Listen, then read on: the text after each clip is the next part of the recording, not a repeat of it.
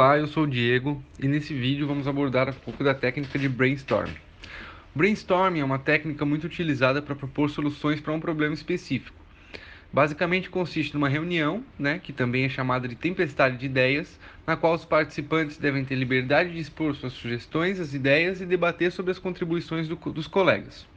Foi criado em 1948 pelo publicitário Alex Osborne e continua sendo uma técnica aplicada até hoje. A palavra brainstorm em inglês quer dizer tempestade de ideias. É uma atividade que pode ser desenvolvida individualmente ou em grupo, que visa explorar toda a capacidade criativa e intelectual da equipe como um todo. Ao contrário do que se costuma pensar, brainstorming ele não deve ser realizado como um bate-papo, no qual as ideias podem cair do céu ou surgir do nada. É importante que tenhamos um ambiente propício para que as contribuições dos participantes aconteçam, sendo melhor executado quando há um roteiro mediado por um coordenador e a divisão do processo entre etapas. Para que a reunião de brainstorming obtenha sucesso, é necessário que exista um coordenador para gerenciar as 4 etapas da técnica.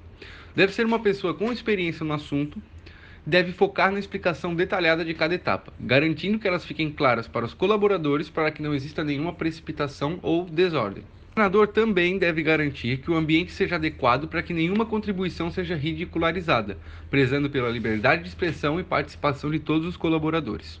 Precisamos também do ambiente adequado para o espaço de reunião brainstorming. Precisamos de um espaço que seja confortável, colaborativo e preferencialmente não utilizado para outras funções. Definido nosso facilitador e um espaço adequado para a reunião, poderemos seguir para os 4 passos que compõem o brainstorming. A melhor explicação das 4 etapas trouxe um estudo de caso, onde um comércio local tem o desafio de atrair mais clientes para o seu negócio. Estamos falando de um pequeno estabelecimento composto por 2 funcionários, onde prestam serviços de manutenção de computadores, celulares e eletrônicos, também xerox, cópias e impressões. Na primeira etapa, o coordenador explica para o grupo qual é a meta ou problema a ser analisado. Todas as informações disponíveis sobre o projeto devem ser entregues aos colaboradores para que a preparação para o brainstorming seja feita da forma mais completa e didática possível.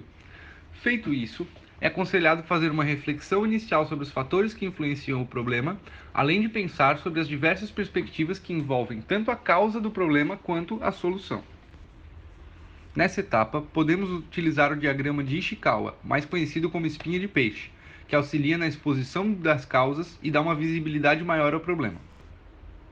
O diagrama começa com um efeito, no nosso caso, atrair mais clientes, que é o objetivo desse brainstorm. Agora, deixando um pouco de lado o nosso diagrama, partiremos para a segunda etapa, a determinação das causas.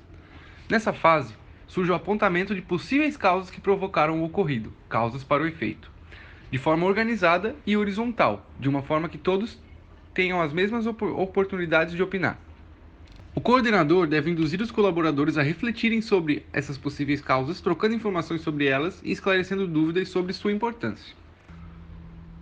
Nessa etapa, pode ser feita, por exemplo, a distribuição de post-its para todos os participantes, nos quais eles possam escrever as possíveis causas que imaginam influenciar o problema. Dessa forma, a participação das pessoas se torna mais horizontal e justa, já que os menos interativos podem se expressar da mesma forma e o receio de julgamentos também é diminuído.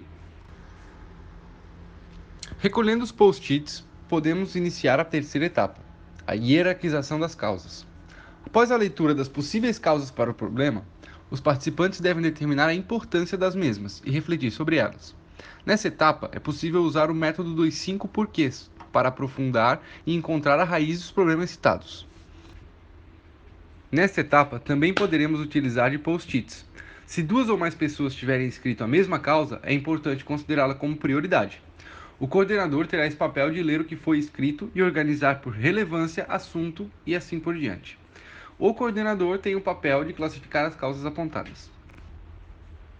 A quarta e última etapa consiste na criação do plano de ação.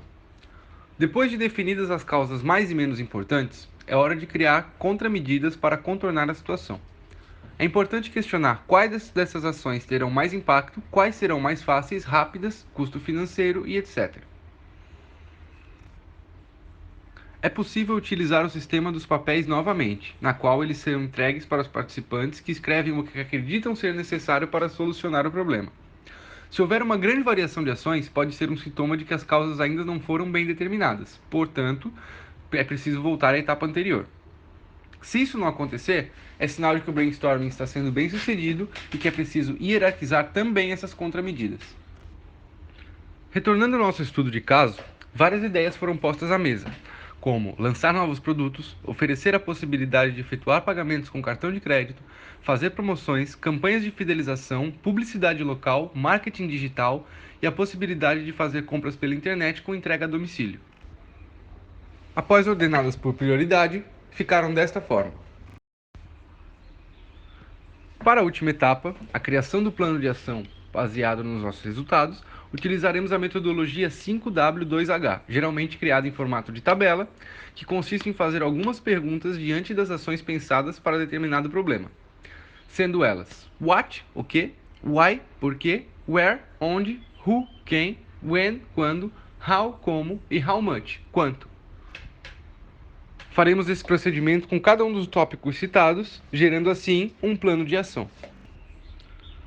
Desta forma, é importante focar em cada etapa do brainstorm, dando atenção à opinião de todos os participantes e prezando pela boa organização realizada pelo mediador, para que os resultados do processo sejam enriquecedores e positivos.